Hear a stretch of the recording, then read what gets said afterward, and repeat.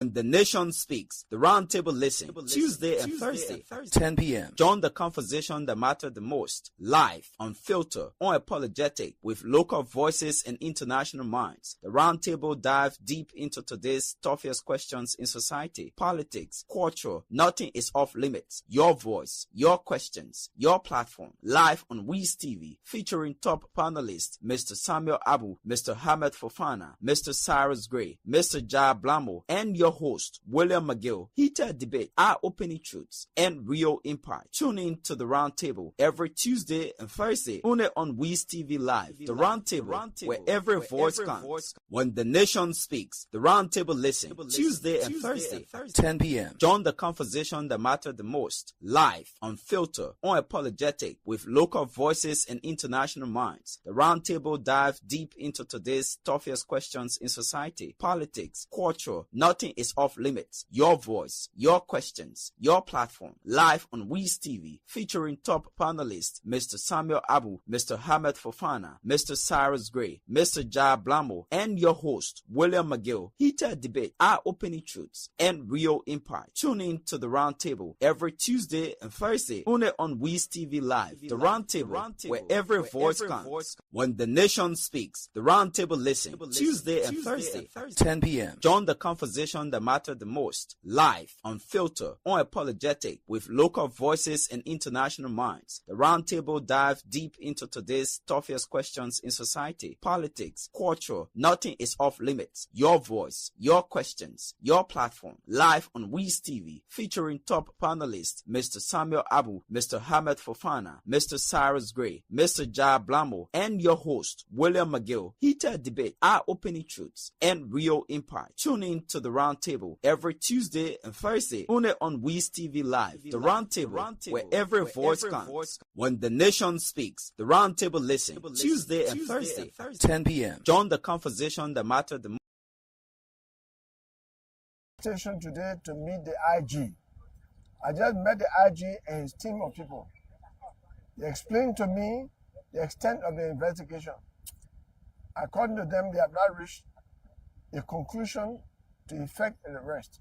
But I reminded them that in 1898, the Supreme Court came out with an opinion that when a rape victim says that John Brown raped me, and there is stone dress and sometimes scratch on the person, those are the corroborating evidence that is required to have someone arrested and put on trial.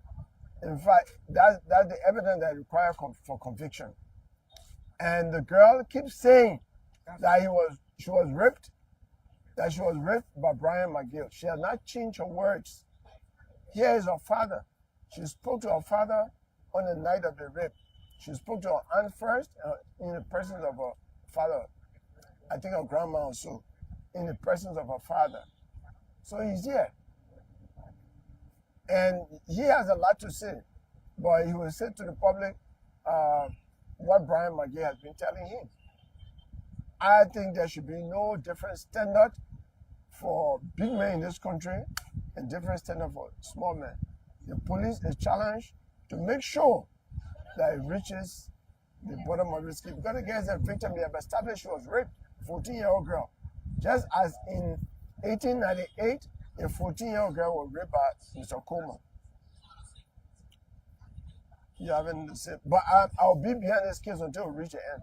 From here, I'm going to the LGBV unit of the Ministry of Justice. Yes, I want to say to the public that since my daughter has been raped and was accused by this man, Brian McGill, they have not been updating me with any information. They have not asked me. Even when the incident occurred, Brian McGill came to me on September 9 in the night to come and apologize to me. He did the apology in the presence of people at the 15, where they can admit, all those that were there will admit that he did it he apologized because he wanted me to talk the case in-house, to drop the case and then we'll talk it in-house. I said, no, you cannot rape my daughter, then we'll go and compromise. I told him that. The next time again, the security of that area, 2 security men, they gave me full information about his car was his person on Saturday. And they told me that a young man was there and he left. But because these guys are afraid now, I reached the police, they are not able to admit because they are working there and they are afraid that they will threaten them on their job. But they told me, I also have recording from one of the security guys who also gave me information. But when I got in there, they started to give me different information that the man here on public, whereby I get a man recording, clear, I give it to them. They never talk about it. The other men that received the key from the person that came from in the building, they cannot talk about it. I keep talking about it. They want to close me all on that one.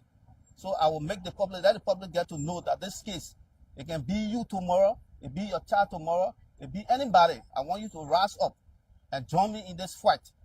Do not stand by. There's a thing that this man has done to my daughter. My daughter continuously to point finger at him. She never changed her statement since this has happened. And they say they're still looking for probable cause. When the medical report has reported that she was penetrated, equally so, her clothes that were on her, the underclothes was torn off. Everything is reported to them, but yet they're still looking for probable cause because they feel that I'm not a big man, I'm not minister, I'm not this that. So they want to link the case on me, on my daughter, and say that nothing happened to her. The man has not touched her. That's what they're saying. So I'm asking the public, all concerned citizens, to join me in this fight, that this case must reach the root cause of it. The law must be for everybody. No big man, no big man, no small person. Everybody should fit the weight of the law. This brief is about officer-involved shooting following multiple stabbing incidents in the Congo Town area. On October 8, 2025, at approximately 14:58 hours, the Labrador National Police radio room received a distress call reporting that a police officer had been stabbed multiple times near the OLACC building in Congo Town. Responding officers identified themselves as police officers and ordered the suspect to surrender. After repeated verbal commands were ignored, officers attempted to breach the door. The suspect charged with a cutlass, striking and deeply wounding a second officer. The wound was still on his arm when he raised his hand to protect his head from being hit with the cutlass. A third officer intervened and successfully disarmed the suspect of the cutlass, unaware that the suspect had a concealed knife tucked in his pants. The suspect then stabbed the third officer in the thigh and attempted another thrust towards his abdomen. Facing an immediate mortal danger and in accordance with LMP use of force continuum, one of the officers discharged his service weapon, instantly neutralizing the threat and preventing further harm to his colleagues. The suspect and the injured officers were all rushed to the JFK Medical Center, where one officer remains in critical condition. As we speak, he is undergoing surgery, and following the emergency treatment, the suspect was pronounced dead. The Labrador National Police deeply regrets this tragic incident and extends heartfelt condolences to the bereaved family and urges the public to remain calm while we keep the injured officers in our prayers. We have initiated a comprehensive investigation to establish all the facts surrounding the incident because this is it's in line with our institutional accountability. The Professional Standards Department has been mandated to review the officers' actions to ensure that the officer-involved shooting team conduct their full assessment in compliance with LMP use of force policy and the professional standards conduct. Once again, I'm calling on the general public to kindly remember the injured officers in their prayers, as one of them is seriously fighting for his life. It's been less than 10 days that we've had series of attacks on police officers. It is becoming an issue of concern, and we're asking the public to desist. Over the next week, we'll be conducting some sensitization of the rules of the police and also sharing our use of force continuum with the general public. What we do is to come out and sacrifice our lives for the state. It doesn't give anyone the right to assault any peace officer.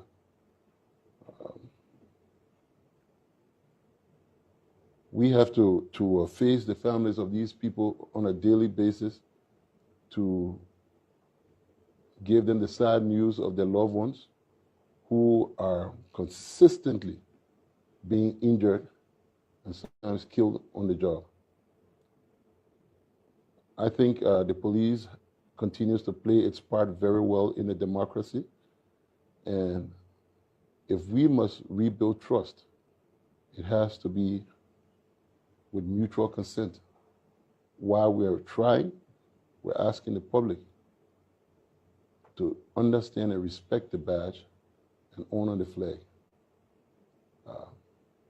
As we go to bed tonight, I ask that families should think about the fact that people who sacrifice their lives are not supposed to be begging and asking for respect.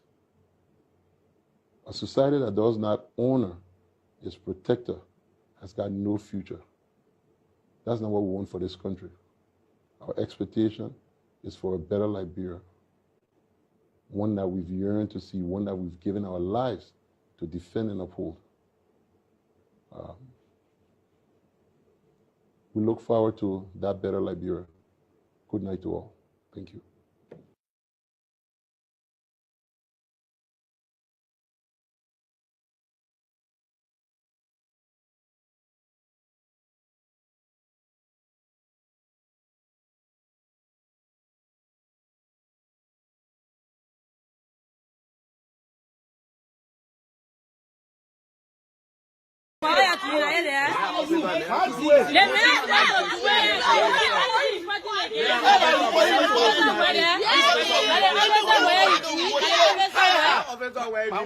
They refuse to follow you. Why are you fighting again? Why are you doing recording? You fighting her?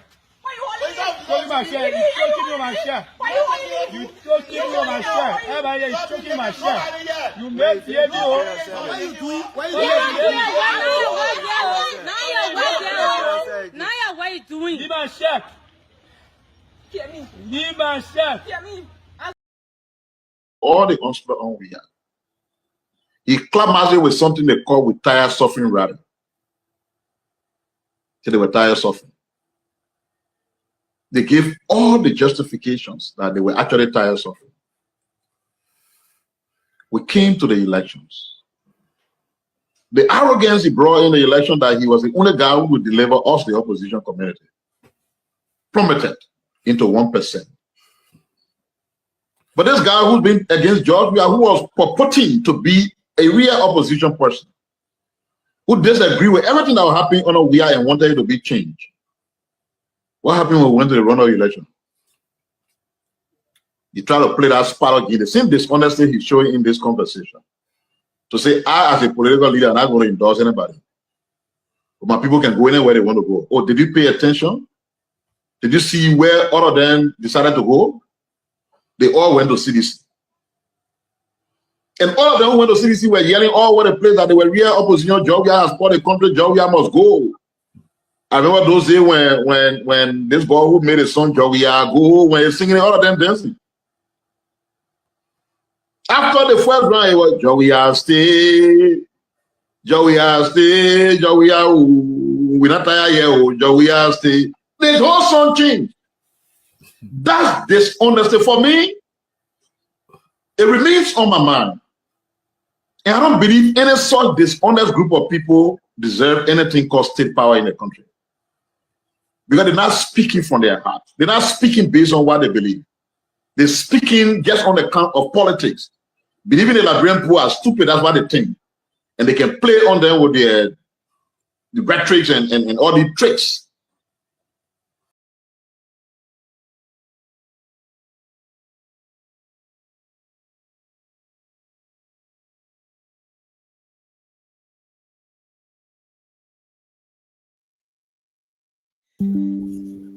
A pleasant good evening and welcome to the roundtable. We'd like to say good evening to all of you that usually follow us on WEES TV Facebook page and on YouTube, as well as we are always live on Tuesday and Thursday to bring all of the happenings from across Liberia.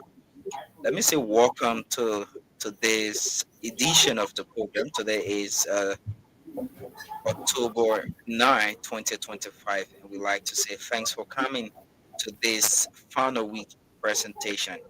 My name is William McGill. Let me say good evening to you and welcome to today's presentation of the Roundtable. Good evening, Willem. I know you had a very good day today. I heard there was not much rain in Monrovia today, if there were any in any of our locations.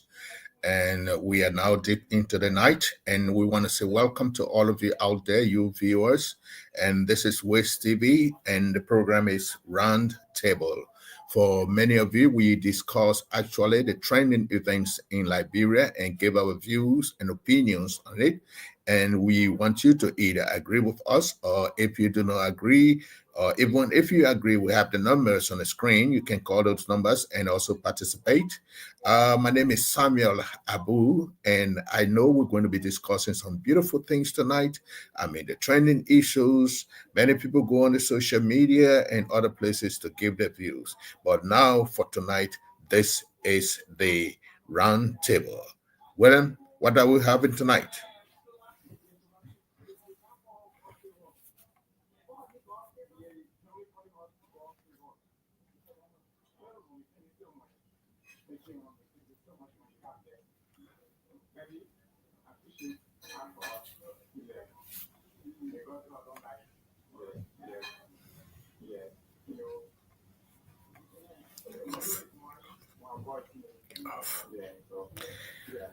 Well, I guess you're off.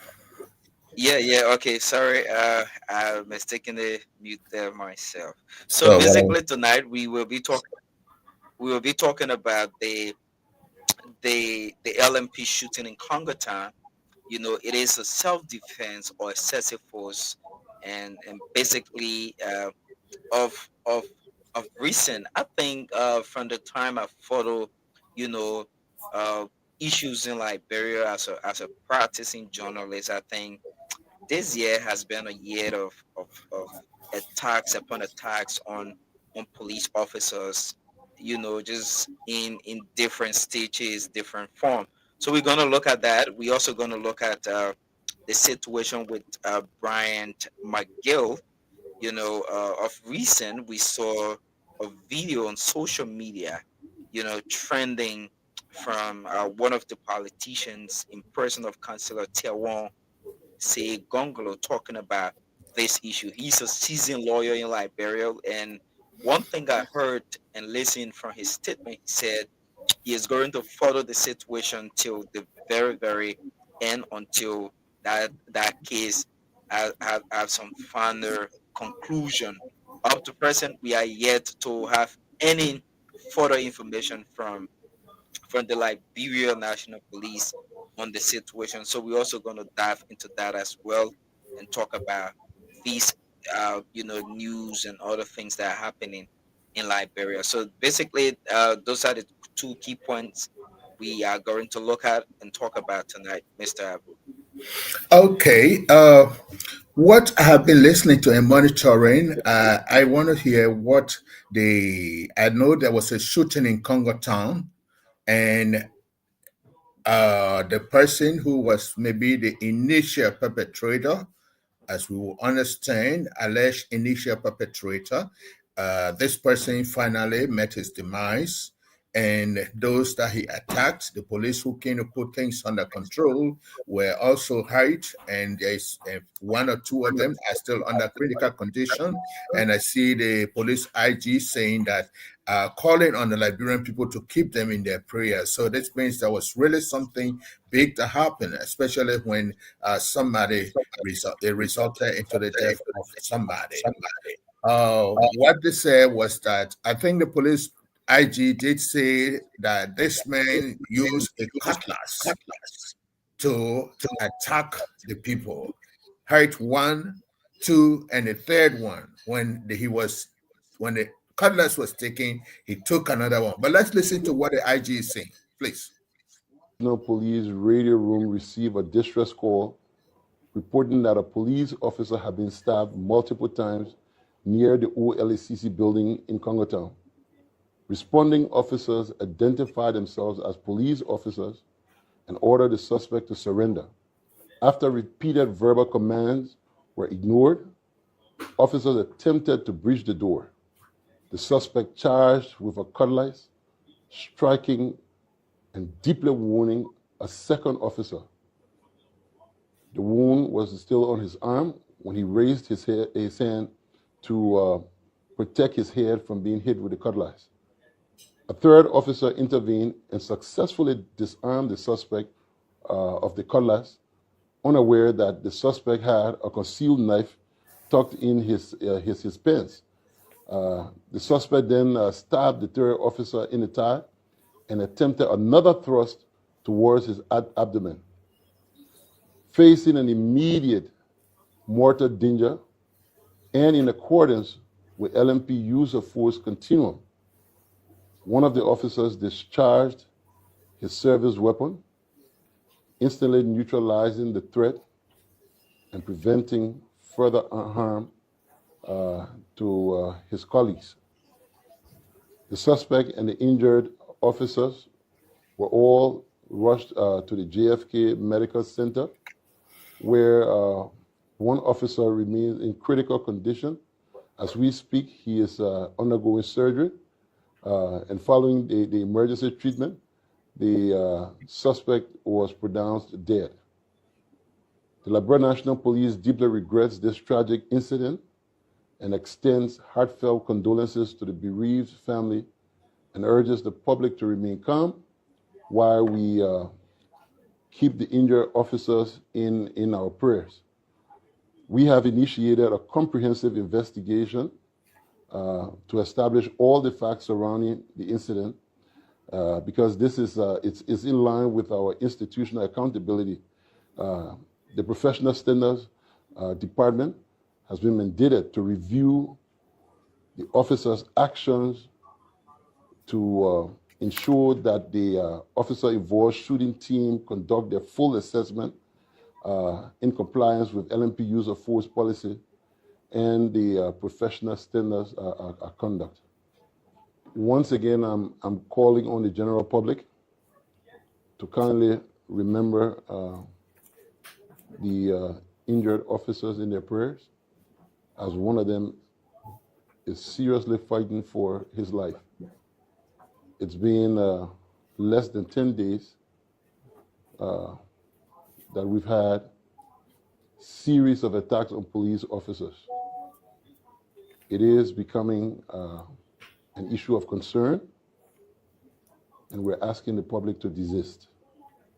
Over the next week, we'll be conducting some sensitization of the rules of the police and also sharing our use of force continuum with the general public. What we do is to come out and sacrifice our lives for the state. It doesn't give anyone the right to assault any peace officer.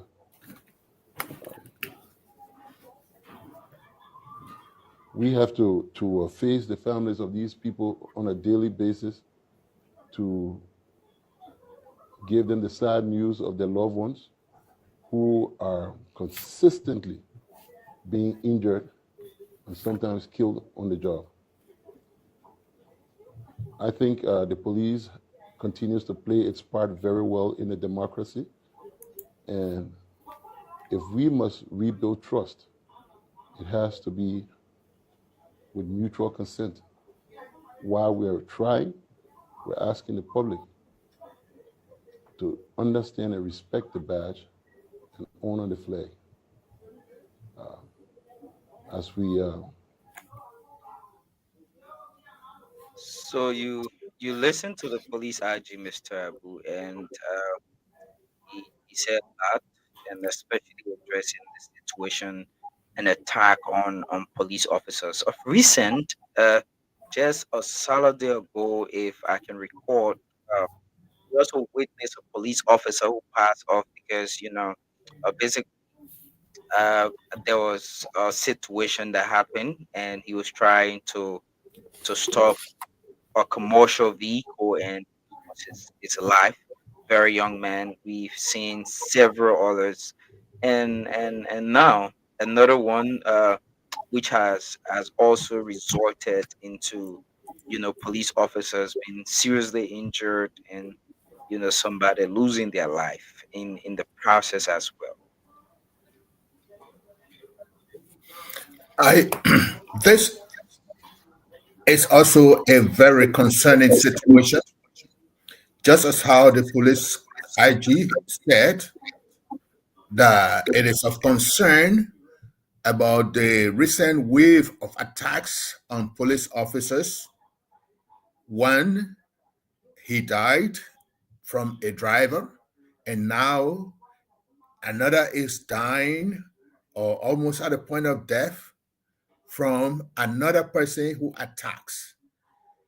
I do not want to be very bold, but I think Gregory Coleman needs to be investigated.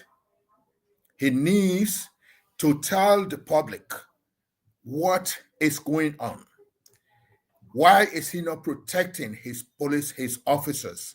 Why is he sitting down that all of this mayhem are being committed against our officers who have decided to sacrifice their lives to protect and to maintain the peace in our country? From the first time when something happened, he played more concern not about the enforcement of the law. He tried to say the hijab was moved from somebody's head, and he took that as an issue and decided to apologize, because once you're apologizing, it means that you are saying that we are wrong. The police were wrong. And he did that. Another time, anytime there's a problem, he either remains mute or he takes a side. And Mr. Coleman must understand that the position he holds as Inspector General of Police, he is not the first. We have had hundreds, we've had several of them, and this is his time. Many times, they do not say they have sacked the police officer. We reassign them. But this IG is not working as a police. He's almost behaving like he's undermining the government, because he's undermining his own officers that he's working with. Many decisions he has taken are really not in representation of the acts that established that police and the responsibility of the police to keep the peace and maintain the peace in our country. Now, let's come to this one. Just last week, we were talking about two different incidents where police were being attacked by a female. That was the third one. The first one was the lady that they removed the hijabi. The second one, a lady refusing arrest. Another one again, which is also on power theft, where the lady has second and said she came to clear the air and admitted that she was admitted indirectly that she was completely wrong to have resisted the arrest and everything that went on. We didn't hear Gregory Coleman say anything about it. This thing that happened yesterday in Congo Town, every time these situations have happened, he leaves the situation and tries to look on the side of the human rights situation, which is they are saying that, oh, excessive force was used or the force was not proportional to the situation. We do agree. But those are not the one. You have to understand that it is wrong. If people cooperate with the police will not necessarily abuse their rights by using excessive force, but they do refuse. Because if you say you don't want to use excessive force, why do you have the ERU? Why do you have the PSU? Because everywhere they go to do situations, they do raiding. And in doing their raiding, they don't go with persuasion. They go there assuming that they are going to meet people ready with force. So they go there ready. Sometimes the people don't have guns, they don't have this, but they pick them up and throw them in a pickup do everything. You don't even have the means. You agree with that. But in one policeman going to a place, somebody refuses arrest, and then you say the policeman is wrong. Are you telling us that every policeman that goes to do arrest must carry an arrest warrant? No. Not all cases. If a police is there and there's a probable cause that something or the law has been violated, the police wouldn't have to go to the court to go get an arrest warrant before he comes in. He has to be able to enforce the law immediately, or to be able to handle it, to put it under control, so that the person will not continue to either infringe on the rights of other people or to violate the law. Now, let's come to this. Yesterday, you standing out there, you talking like a chicken without head. Like when you waste water on the back of a duck, talking as if you are sorry. But you are predicating this. If I had a means to talk to President Bouaka, you don't need to be doing that job. You don't need. I'm not inciting the police against you.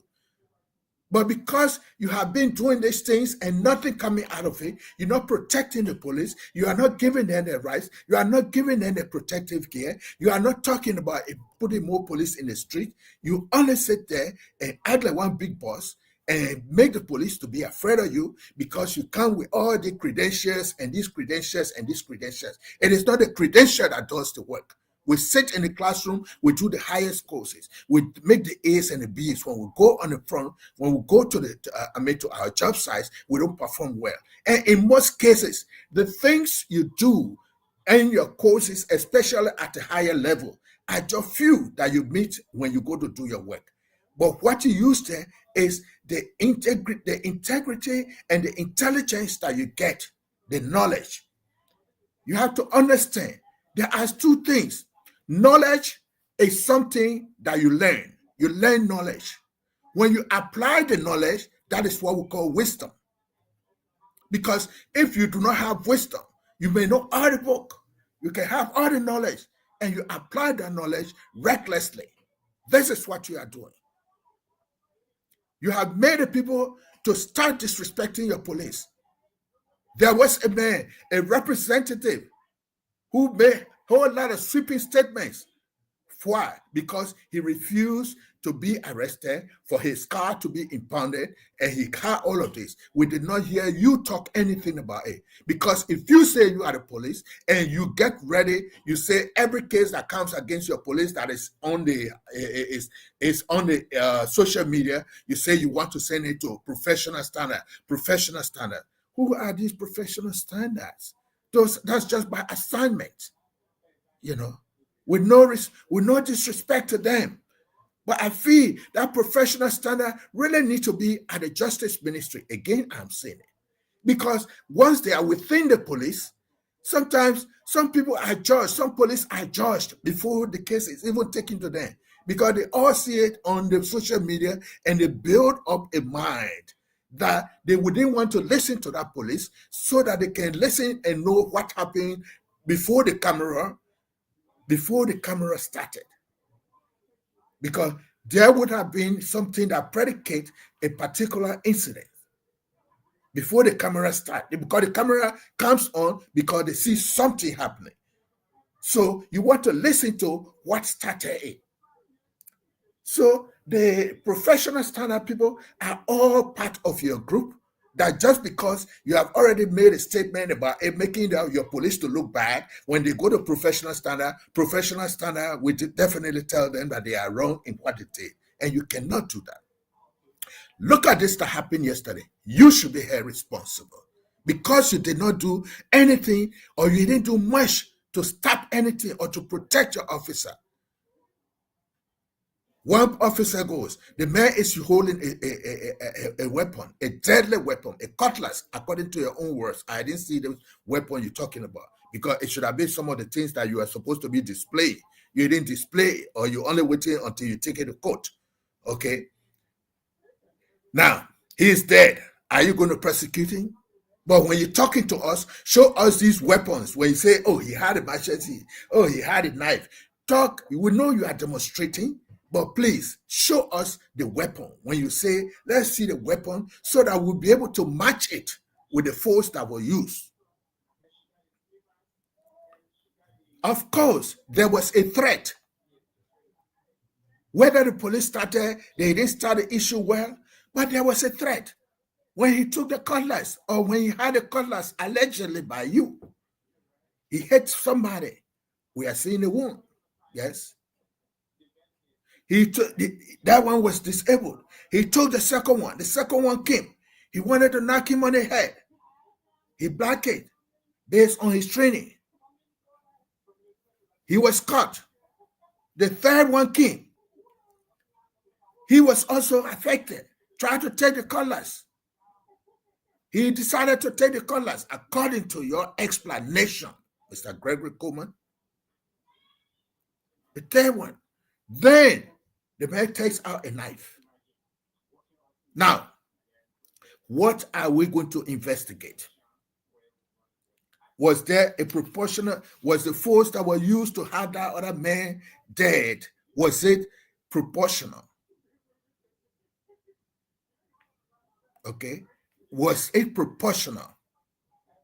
Now, if for any reason, going on the other side, I would want to ask, you will want to turn over the body of the lame man to his family. But please, you always talk about DNA. Please let the pathologist tell us, was this person mentally challenged? Or was the person under the influence of a drug or alcohol? These are questions that you should be able to do because he's also a human being and he belongs to other people. Many people would not want me to talk this, but there's also a reason why the police may not just take a decision and say these people are right. Well, we understand they were attacked according to you, but what was the state of mind of this person? Was this person under a stressful situation and he was attacked? People can change in a minute. But if we look at the history of this particular person, his name, I understand, is one Matthew Mulba. How has he been behaving in his community? What is he looking at? Does he work? Does he do this? Psychologically, we should be able to understand some of these things. We are not saying that he was right to do it, because we are going to look at the things that led to him doing it. Why did he take a cutlass against the police? In America, sometimes it may end. If he was not killed, it may have ended, and that would be the reason that the man he had mental challenges. Now, please, if you still remain as police director or police IG, even though I listened to you and you said in the coming weeks, you are going to have series of discussions with your staff and on the officer's command to see whether you people can review or reveal the use of force in enforcing arrest of civilians. Because in many cases, all the police that you have persecuted or you have sent home on suspension without pay and some dismissed, you always said, or your professional standard group said, that they use excessive force. Now, I was looking at something. When you use excessive force, that comes in after persuasion. Even though there should be no need, but we should expect that we are dealing with human beings, that this could come in. Somebody gets traumatized by just seeing the police ahead of them, that you came to arrest him. Some people premeditate. Any officer standing from me, that one, two of us will die. They premeditate these things. And definitely, when the police wants to enforce the arrest, they're ready to take something to hide the police. Now, what I read here, they say proportionality of force must ensure that the level of force used is appropriate to the perceived threat. So we'll look at it. Was there a threat yesterday? Yes. If not on the first, but on the second, because you have seen it happen to the first police. So definitely, you are also being threatened. Even though they say non-lethal harm should not be met with excessive force, and this principle is embedded in statutory language to prevent unnecessary escalation. It has already escalated to that level. He hit the person, hit him. I think that's either on his chest or somewhere, with whatever harmful weapon that they had, even though we have not seen what it was. Okay? So, in this case, we have to look at this case, because where we are going now is that the family is not going to be happy. He is gone. The family will say, the police killed our brother, the police killed our pa, the police killed our uncle, or this and that. So you should be able to have an investigation and come out with something to reduce the situation.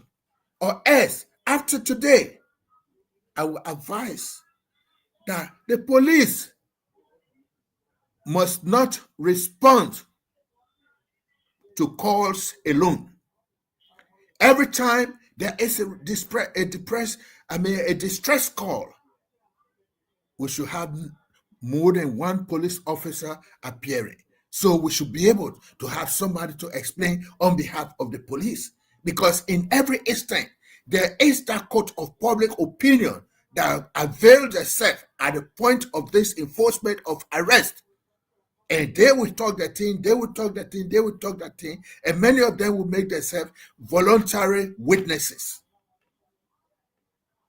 And in this case, sometimes most of the judgments are biased because the information was not collected good. And all Gregory Kumo will tell, oh, we do not have the resources, we do not have this. That's it. So, in such a case, Mr. Coleman, if you remain as police director, because the series, the cataloging of things in the last 1 month, a police officer was killed by a driver.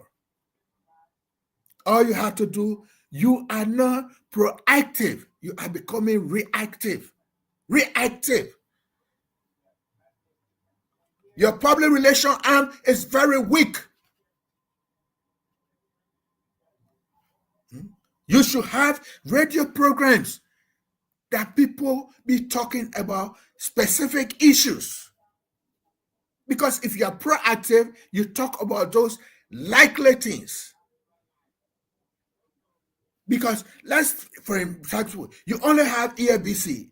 We have so many radio stations in Monrovia. Engage 3-4 of them. Look at which one that more people listen to. You have to do a survey. to know which of the outlet is listened to by more and what class of people are listening to that particular radio. Because if you have a police report, I think that's the name of the police report. The police report comes on at a time you don't have too many people listening. People are busy working. You discuss it, you play it. Talk with the radio because we as journalists, and some of us have played leadership role in radio and in the media. You have to understand at what time can you have a maximum or close to maximum effect with your police report. Because everybody, most of the information disseminated in Monrovia are by way of mouth. People sit in the taxis, people sit in commercial vehicles and just make flowing statements at people that they don't even know. And the police is not only about traffic, it's not only about crime. It's to be able to tell the people how likely is it that crimes will be committed or the laws will be violated.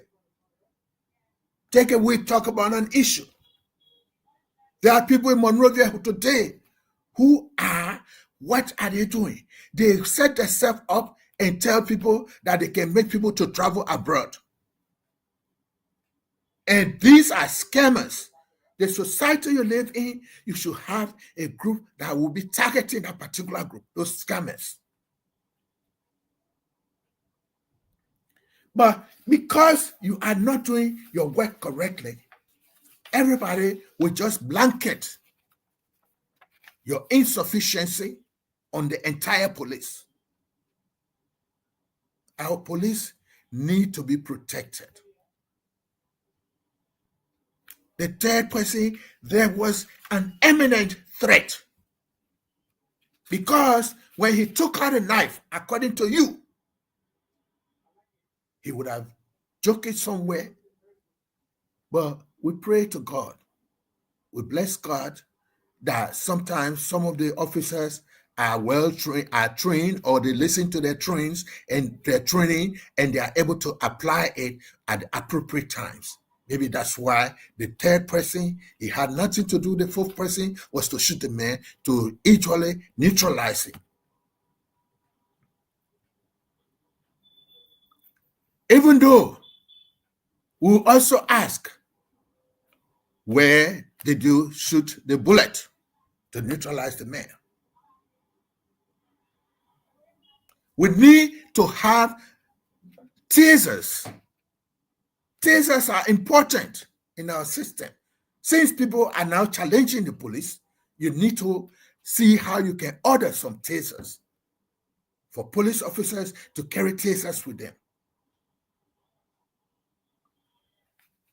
Because if they had taser right there, whoever the officer that was there, you tase that man, the weapon will remain in his hand and he goes down. Because he will wake up. His body will be completely weak to do anything. Why was there not any, just that we don't know if the family will take you to court? Was there any other thing that should have happened to have the man live so that he can bear the consequences of his action?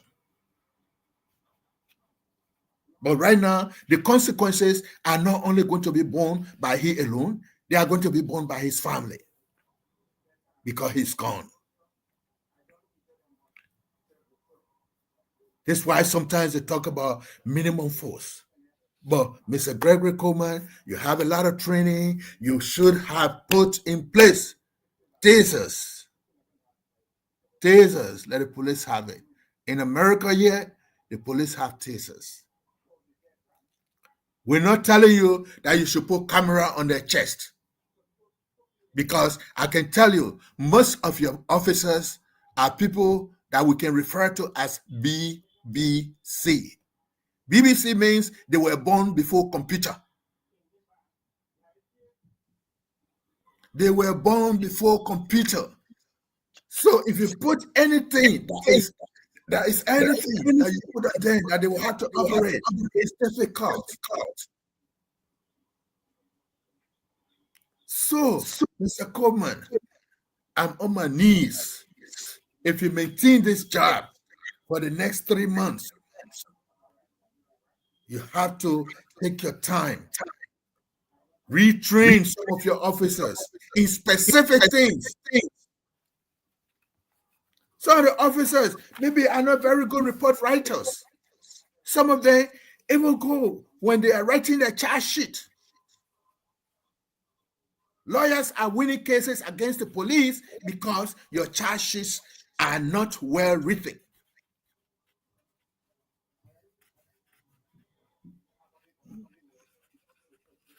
So, okay, we're still moving. So, we are saying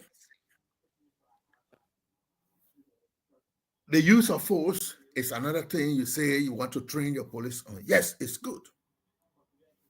But Mr. Coleman, it's late. A lot of things have spilled over. Heading the Liberian National Police is not your job. It looks like it's too big for you.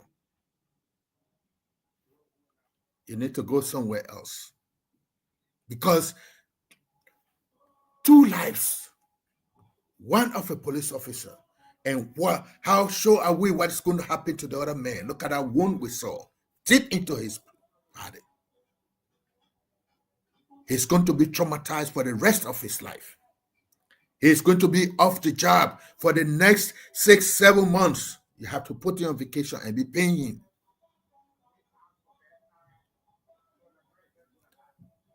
You are the police. You are the head. There's nothing wrong with you telling the government that we need to do this. But because you live all your life because you wanted to reach to the zenith of the police force, today you are the one. You have reached there. You did not have you did not have the means, or you did not have the guts to tell the people that you ain't able to job. Being a police IG in an African country, it is not a play thing. You must understand that. They're not looking for the best bluff boy. They're not looking for the best dressed guy or the most educated one. Your decisions identify you and relate you to your training that you did. You are very knowledgeable, but with limited wisdom. You are not proactive. You have to nip certain things in the bud as soon as they start. But you got people, before you became IG, these are situations that have been happening already. People have been attacking police. But because you came, you did not start by putting your mouth on it and say, we are not going to tolerate this. You talk about democracy. Lord, democracy goes with pain. Where we are, we came from war. It is taking us back 1 year or 100 years. We'll still be talking about that war. Here are youth today in the street. We are not establishing places to have them to work. All of them sit at the mercy of politicians. And everything that happens, people politicize it. And once it is politicized, you guys who are the professionals, you forget about your professionalism and start to respond in a political way. You are not a politician. Get yourself out of it. That is not your kitchen. Don't respond as a politician. Remain on your line. And when you start bringing in selective justice, it becomes a problem. It becomes a problem. Selective justice. You come today, you say one thing for one person, and you say, today you are saying, we ask that we are appealing to the public to keep in prayers the wounded officers. Yes, we are praying for them. and nothing much. But we'll be praying because of your mistake.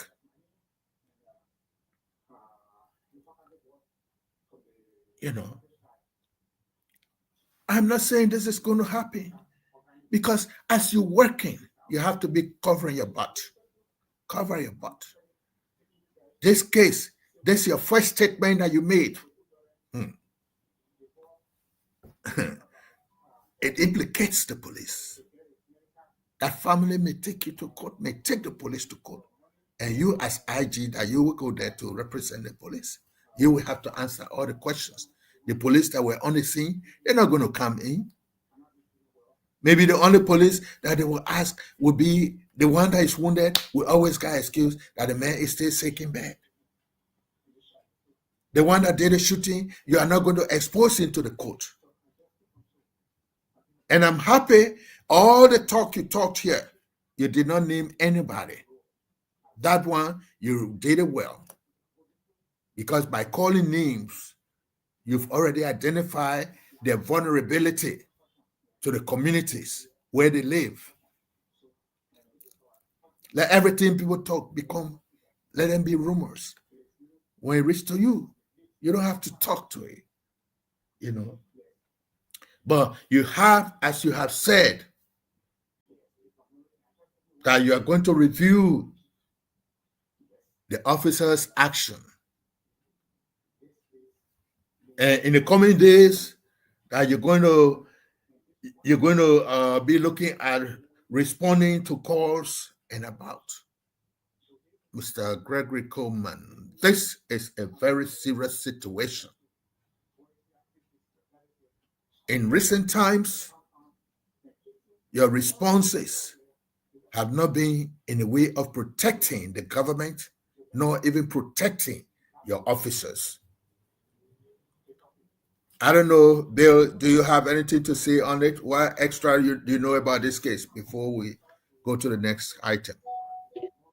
So basically, I think the IG is not doing extremely well in terms of protecting these officers, and like we said just a few days ago when we spoke about attacks on officers, we talk about proper awareness. We talk about how it is for the police inspector general to be able to, you know, engage the public on some of those awareness, how to respect officers of the Liberia National Police, not just officers of the police, but once a security personnel is bearing the seal, the flag, and their entity badge as a security personnel of this country is a must that they are respected. And I think there's more to educating the public as to what to do and what not to do against these officers. And more people still don't understand uh, how it is the police should go about their arrest. Some people find it very offensive if an officer, like, before I dive deep, right? Like the recent situation we talk about on Tuesday concerning this female and an officer also assigned with the technicians at the Power Tech arm of the Liberia Electricity Regulation Electricity Corporation. You have little knowledge of how it is, or she had little knowledge of what that was needed. There's nowhere in the world you will, you know, be under arrest and given full access to do what you want to do. The place they will arrest you, you will leave right there. They take you to where you need to be taken to for investigation. And we still find it hard to feel comfortable being arrested. Sometimes you get arrested not because you've committed that particular act, but because you need to go and justify that. You know, you're not the right person who they think have committed such a situation. And again, like we will always say here, and we always say to Inspector Gregory Coleman, it is prudent enough that you strengthen, community policing and conflict resolution and better education for the public to be able to understand as to how to go about respecting these officers, because there have been violence upon violence upon violence, disrespect upon disrespect from the ordinary citizens that claim that officers should protect them, their lives, and their property, and yet and still we still don't respect these officers, and we be out there and saying, "Oh, but the officer is supposed to do this. The officer is supposed to respect me." Again, I think Inspector Gregory Kumar is a professional person, I know for sure, and he he has some level of great policing, great education in the in the justice system, and I think this is not his first big job. He has worked with security institutions, and I think, like he said in this statement, there's a lot needs to be done. Again, it's not just about saying uh, the person, to colors and whatever. Like you stated, we should be able to understand if this person has some other mental issue, if he was under the influence of drug or alcohol or whatever situation it was. Because you'll not have, a normal person who will want to, injure two, three, four, five police officers in a row, and again it will happen because somebody will be on some situation, some circumstances, and feels like they don't need to get arrested, and I think, in as much as the police IG is talking about education, civic education or whatever way they would turn that to be, public education on how they should respect police officer and to reduce the threat of violence on officers. I think Inspector Gregory Coleman should be able to educate these officers how to be more professional, how to handle these things. I think if the officer who shot the individual was trained thoroughly, he could have shoot his gun in a better way that the individual who passed off Mark couldn't have died, but could have got injured and weak, and there should be more equipment, even if you're not use gun, but there should be more equipment that will weaken your strength and get the police to arrest you and be able to overshadow whatever power you have. I think it's essential. It's really good that we have more equipment, and these officers should be trained to them. Again, the threats on officers of recent is not okay, and we we also want to join the police to be able to say that we all should be able to respect officers as they go about discharging their duties and carry on their various functions and charge they have been given to carry on. Okay, then we will all continue to pray for the wounded officers so that at least they can come out, to be able for everything. But then at the same time, when he said that the fourth person discharged the gun to neutralize, that's a big statement there. Discharge the gun to neutralize, because in that language, neutralizing is having him unable, having the subject unable to continue with his attack. So if we have to talk about excessive force, that was the excessive force, which was not really proportional, because that was a cutlass and that was a gun. Okay, we'll leave it that way, and let's look at the other thing. Again, I'm coming on my dear friend, the police IG. More calls are coming. Many people are still asking, why haven't you arrested our dear former Deputy Minister of Youth, Minister of Youth and Sports for Youth Development? Why haven't you arrested them? I think the poor man lawyer, the man with the broom, Councillor Gonglo, is now taking this case.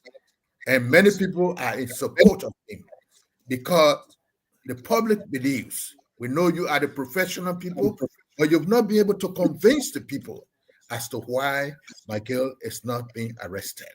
People feel that you are carrying on selective justice.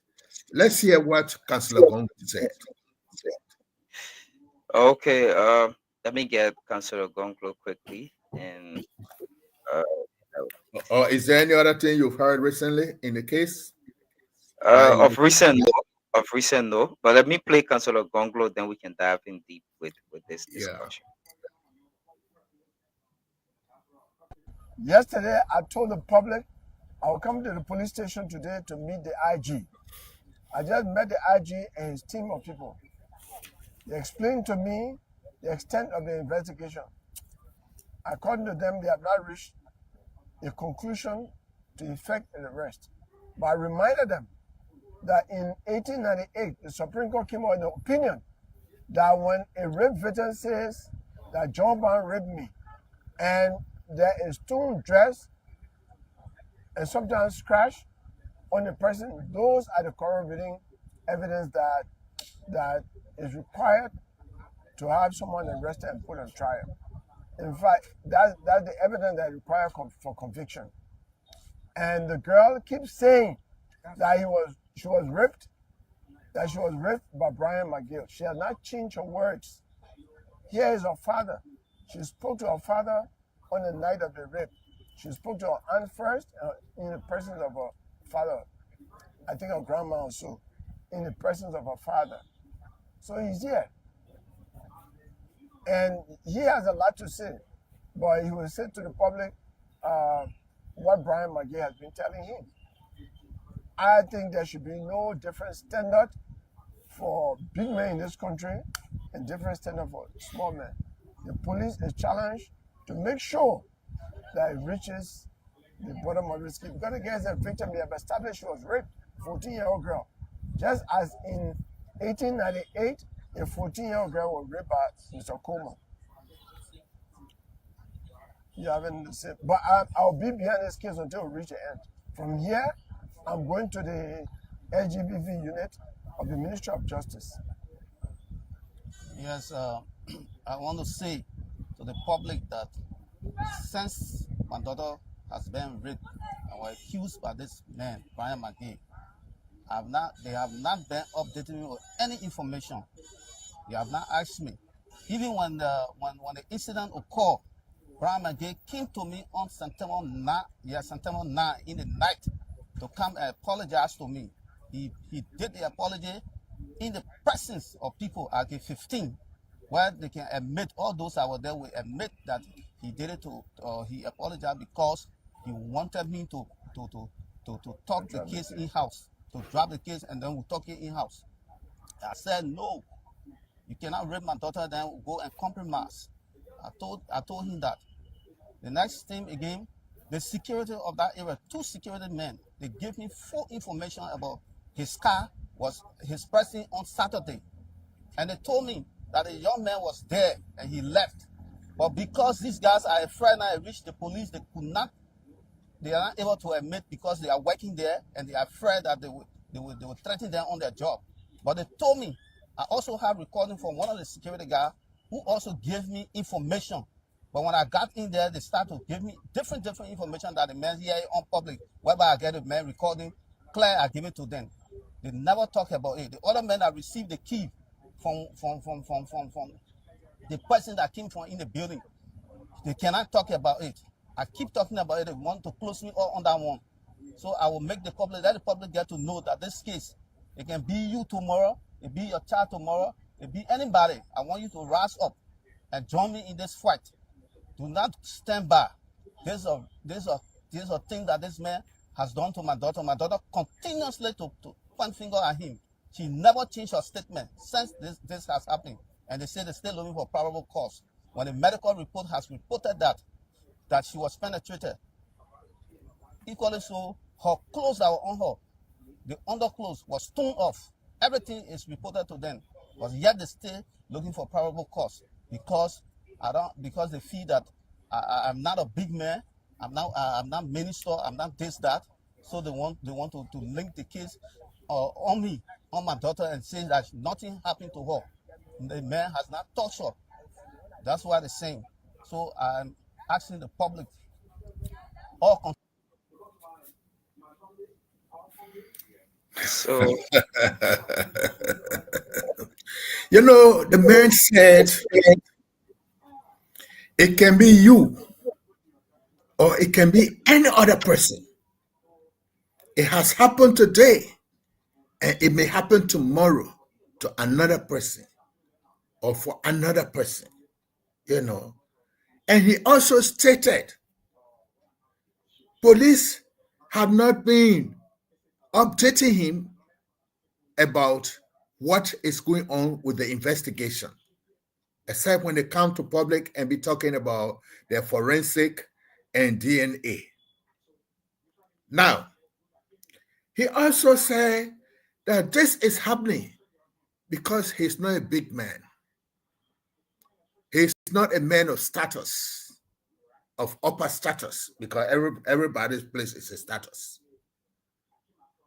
Now, this case, I do not understand why this police IG is still looking for a probable cause. President Joseph Boakai, who identified this man as a good man and appointed him to work in this government, he has been sufficiently briefed with what is happening. He decided to suspend him. It may have been for two reasons. Get him out, suspend him so that he can go through the case. The case can be investigated. Or suspended him because he has disappointed President Boakai.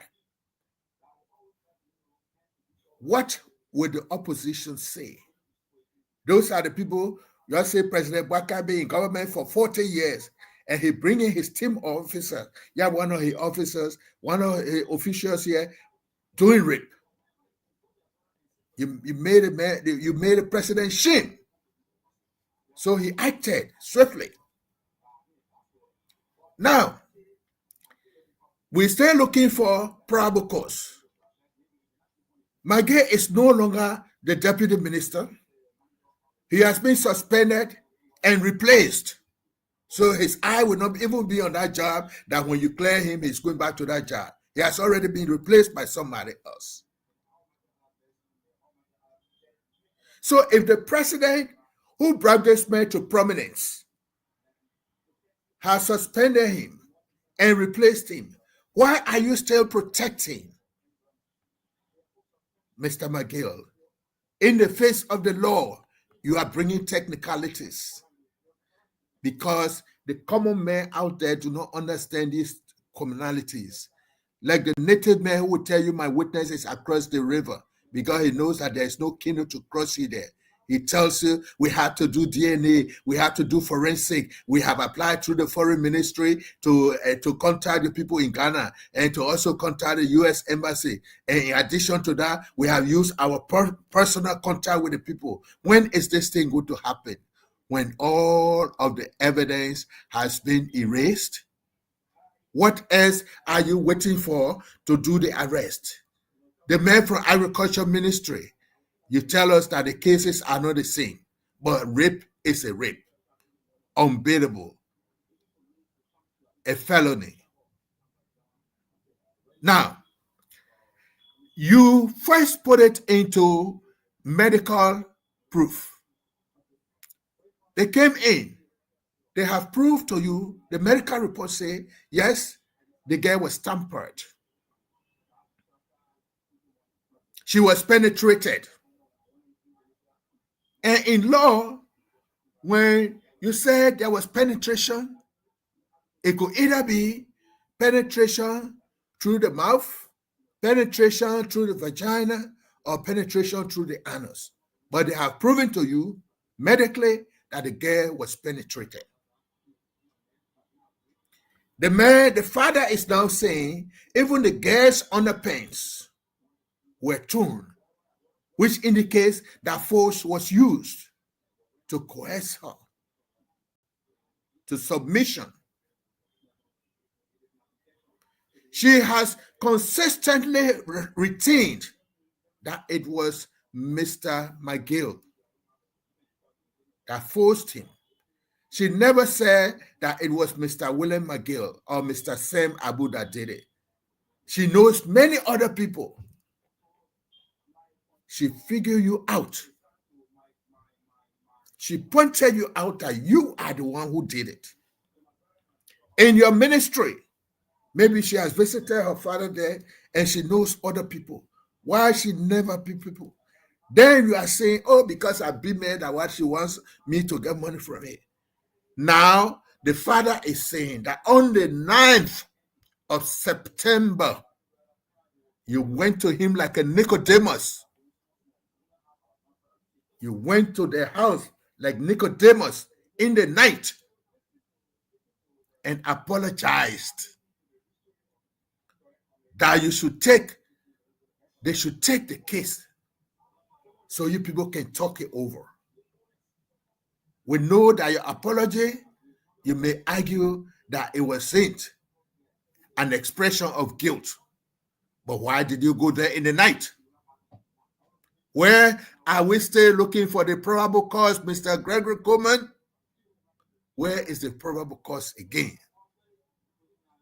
All the circumstances. Because the probable cause is the highly likeliness of an occurrence of a situation. It happened. They have called his name, yes. The idea that she is 14 years old. The father says he goes to the police. I mean, the girl went there. They are asking the girl, is he your first boyfriend? And she's a minor, 14, she's a minor. They say that, is he your first boyfriend? Is he the one who vaginalized you? What is that? Why she has to answer that question? And Mr. Abu, I'm not cutting you short, right? Of recent, just a similar rape situation involving a same 14 years old firm, a contractor at the Ministry of Agriculture. We saw in no time he was placed behind bars at the Monrovia Central Prison, South Beach. And it speaks to how sometimes it makes the common man think that the justice system in this country is somehow selective to those who have big titles and officials in the government and in the country. And the justice system is not favorable to people who do not have the financial him, who do not have the kind of title other people do have. If this Brian McGill case involving a 14-year-old minor, and I like the way the dad is still vocal, he still stands his ground about the situation. If it was a case involving one common person who nobody knows to be a public official, it was definitely going to be in no time. Why would you want to go? And I like several other quotes that Councillor Gonklo made and make reference to, some laws in the 1800s. I think he said 1842 or I know 1882. He makes some references to some laws, and I think if you rape, what I've seen in time past, if you even link to any situation of rape, there's no judgment. Immediately you'll be placed behind bars, and if it costs for you to spend 4, 5, 6, 7, 8 months before you are sent for your first, hearing in the court to justify whether you committed such a crime, you will be there. But this one, it has to do with DNA. Maybe it will go as far as autopsy and calling people from the Western world to come and carry on this DNA process. Yes, but this DNA cannot be something that Gregory Coleman must be the one to start with. Let McGill be charged and sent to court, and let his lawyer be the one to request for that. But when you, the police IG or the police investigator, start looking for something like this, why are you being so technical? You didn't leave the technicality to the court or for McGill's lawyers. You have already started submitting yourself to his lawyers because his lawyers are still submitting him. His lawyers are cooperating with us. We do agree. The girl is a minor. She is 14 years old. Whether she has been penetrated before or not, when it comes to public light, anything you do, she is not mature enough to give a consent for sex. Whether she gave a consent, it will still be a statutory rape for anybody and for a man of status. Mr. Gregory Coleman, you are undermining President Joseph Boakai. He has seen the case. He has seen what should be done in the case. He fired a man, and you still holding on the man. You're telling the president, in fact, he did not have a right to fire McGill because there is no proof yet that McGill did it. That is what you are saying. Infirmate. Telling the president that he is wrong for firing McGill. He was to wait until your time. You know, McGill, we bring this thing home. You are the father in the home. Your son goes out and do some stupid thing that will bring your family into disrepute. You take the first step.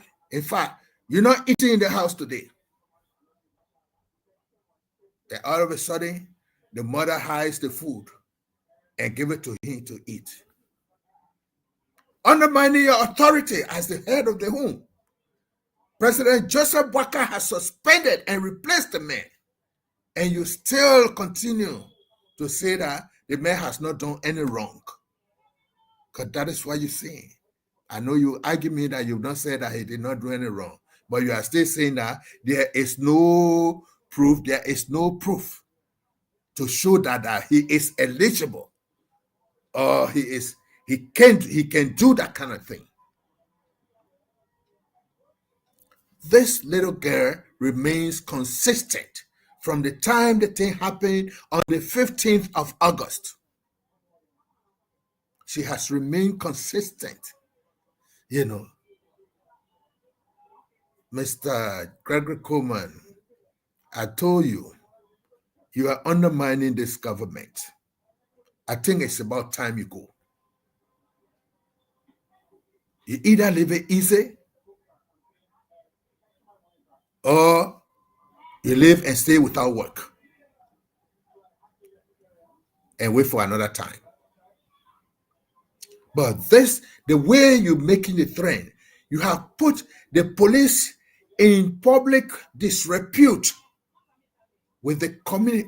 I mean, you've put them in a very, very serious public disrepute to the point that people are not going to be respecting your police. At what point can you put it back together? It is not you that can put it back together because you already spilled it. Maybe we need a new police IG who will come and stand that as a standing order to begin things. But you cannot do anything now under your spirit, under your watch.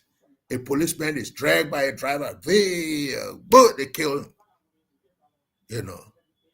Then, in addition to that, You go the next day, all you had to do was to mobilize the entire security system. Immigration were there, DEA were there, this and that, to go to the scene and do this and sympathize with the family. Mr. Coleman, that was late. You're young, agile, energetic.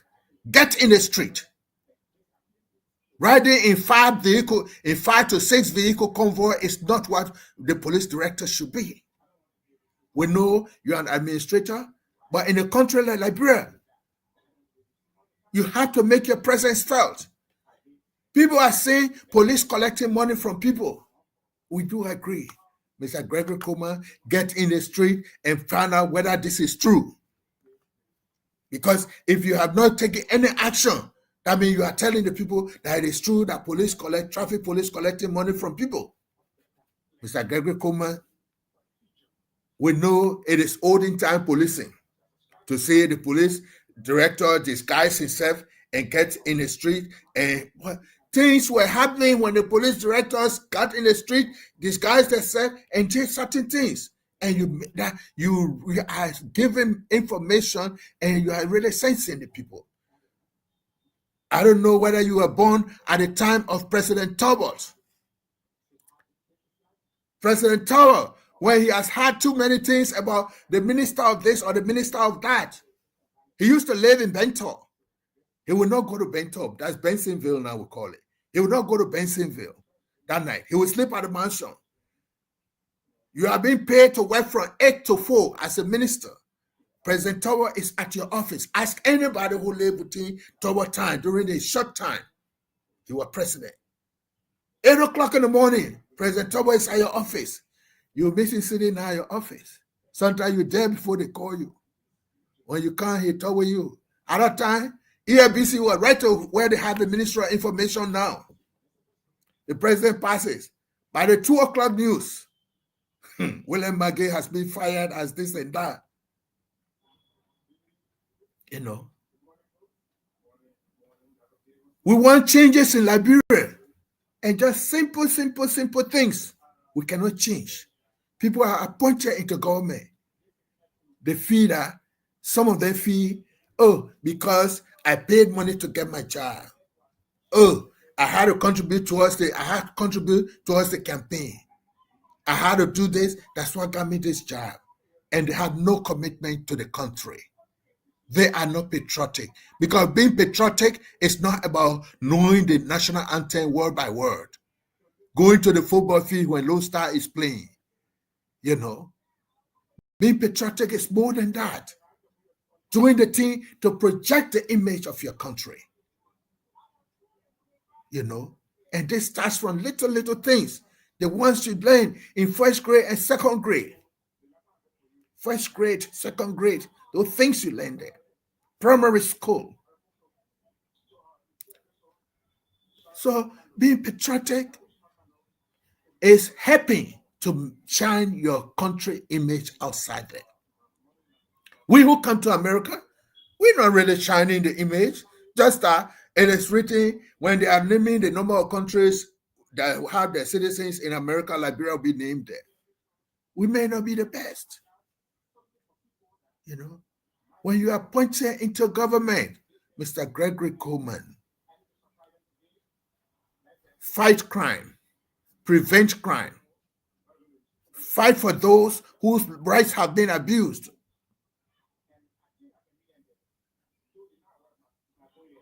I don't even know. We should have, up to now, DEA, yes, they do drug testing.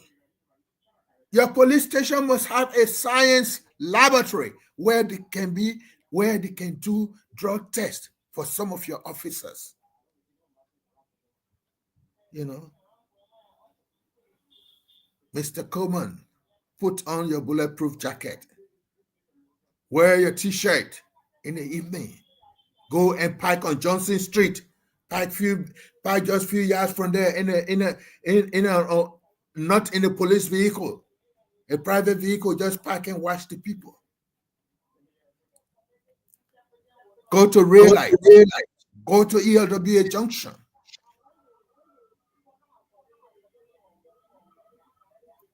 I saw Joseph Tate, late Tate. He's driving. He sees a police and police arrest a driver. He stops there. He intervenes immediately. What are you people arguing about? Yes, sir, Chief, I'll take care. No, what did the man do? Why you stop the man in the traffic? You have to explain. So, and that you are really telling the police that you can appear at any time. Why would you have a police that is assigned at the election commission? When I was in Monrovia, a police pulled me over. When he looked in my face, he got a little scared. His friend came and murmured something in his ear. And only to find out, his friend came back to me, Papa, don't matter, man. He assigned way to the election commission, but he comes here to do his hustle. Right to pack a paint. So, if a police is having a special assignment, let him stay in that assignment. The drivers are not their paymasters.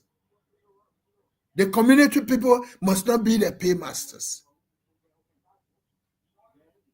Mr. Gregory Coleman, get off your seat. The group that you call in the professional standards, they should be doing these kind of things for you. Because they shouldn't wait until the beans are spilled before they come and sit in the office and can't ask how you manage to spill the beans. No. They need to stop working. I've already said enough about Gregory Coleman. I think I still want to conclude that the job is getting too much for him. He has already messed up and he doesn't need to continue that job. He has put the lives of his police officers in danger. He has erred in his investigations. Why would he have apologized to somebody who was resisting arrest and the hijab is moved from the person's head? Then you go and apologize to them publicly. You say you wanted to put things under control. No. Support your police. The idea, look at the issue of the police being harassed or assaulted. From the 70s to the 80s, where I firmly know myself, out of elementary school, in junior high and senior high school, there is no way a policeman or even a military man, because those days the military used to be in the street as well. Military men come to arrest you or tell you let's go, then you decide to hold his uniform, the uniform provided by the law of Liberia, the laws of Liberia assigned to him. That military man will not stop you, whether you're a civilian. The idea he's a military man, he will not stop you until he drag you to the barracks. That was between the 80 and 90. We had a military government here. Before that, police, why would you want to fight the police? Anytime you fight the police, you're wrong. Anytime you fight the police. We do agree that there are cases, sometimes the police is drunk, or sometimes the police is under the influence and his decisions have been affected. But we still think that it is wrong for you as a civilian to attack a police. When he says, let's go, if he decides to hold you by the shirt, then he leave my shirt, I will follow you. Police cannot come to arrest you. Then you stand there and say, let me go wear my shirt or let me go wear my shoes. No. If he met you outside, if he's kind, he will decide to say, you're going to wear a shirt, then he must walk with you into your room so that he makes sure that it's only the shirt that you are taking. Because we have had instances that people will say, let me go to get my shirt. They go, they're not only taking the shirt, they come in outside with a weapon and start attacking the police. You know. Some of them might even go and lock themselves up. Yeah, and some may go in their room and lock themselves up. You will not have access to them. Then you have to call for reinforcement or all the kind of thing. I think I'm doing some of Gregory Coleman's job now. The thing he's supposed to be doing to the community. It needs to pay me some. It needs to pay me some money. But anyway, as a citizen, it is my right also to help to sensitize people, because when these problems occur, all of us have problem. All of us have problem with it. So I just want to say thank you to all of my friends who are out there, my viewers. We still listen. We didn't see people coming in to make comments. We did not see but we know you enjoy the conversation, and I still stand the ground that Mr. Gregory Coleman did or he has either unconsciously or recklessly put the lives of his officers in danger. And the one that happened yesterday, I will still want to say we need to go more into the investigation because it took the life of somebody. Nobody can die like a chicken. It did happen, but there is a need also, whether he's dead or not, we still need to hear what really happened. We need to know, did you say he used a weapon, he had a cutlass? We want to see that cutlass too. We want to see the knife he took, and all those things. And because we want to match whether the force that was used to neutralize him was proportional to the danger that was presented. We need to do all of that. But we still, before closing, I want to say we are we regret the injury, or we pray for the health of those officers that are still in the hospital under treatment. We wish them a quick recovery. We hope the angels of God will come down and pray with them and give them good life. And we also want to tell the parents or the relatives or the bereaved family, we also want to say, well, it has happened and it has happened, but just as the police commander has said, or the police IG has said, there will be investigation to know what really happened. And we ask you people to please cooperate with them, and give whatever necessary information you have to help the police to be able to determine whether they were wrong, they did more than what they were supposed to do, so that we can all go through it. So I want to say thank you. My name is Samuel Abu. Thank you so much for always coming on here, Mr. Abu, and it has been a great conversation talking about all of these issues about our country. We hope and pray that Police IG Gregory Kuma can do better with his officers in terms of protecting them. Protection is key as well, in as much as the officer, they too are human and they have life and families. We will be on here next Tuesday and Thursday at 10 p.m. Liberia time and 6 p.m. the U.S. time. Until we talk of next week, my name is William McGill. Many thanks to Mr. Samuel Abu, who is always here to talking about these issues that matter most to our country, Liberia. Have a great night. Thanks for following Weez TV.